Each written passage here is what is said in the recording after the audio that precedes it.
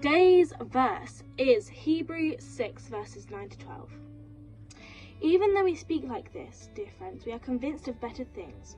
In your case, the things that have to do with salvation. God is not unjust. He will not forget your work and the love you have shown him as you have helped his people and continue to help them. We want each of you to show the same diligence to the very end, so that what you hope for may be fully realized.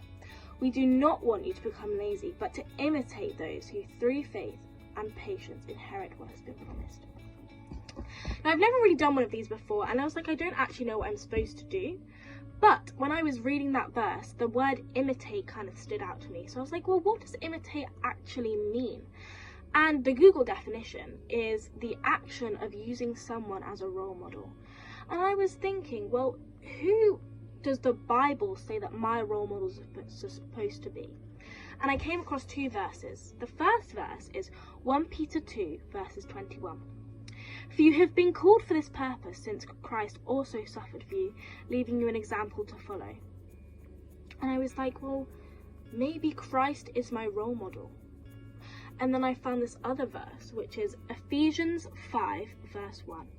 Therefore be imitators of God as beloved children, and walk in the way of love, just as Christ loved us. And there were three things that stood out to me in that Ephesians verse. Imitators, that's the word I've been looking for. Christ, the person I think I should be following, and love. And I've realised that the whole of the New Testament is basically Jesus Christ's story, his life. And it has loads of his decisions, major and minor. And while reading them, and through all my years at church and at Sunday school, all of the decisions that he's made have been through love. So I was thinking, well, if I need to be like Christ, if I'm supposed to follow Christ, I need to A, read the Bible, because all the examples I will ever need of how to be like Christ are in the Bible, because it's about his life. And B, I need to keep love at the center of all my decisions, because that's what Jesus does. And the Bible tells us that Jesus and God should be our imitators. So I thought that was pretty cool.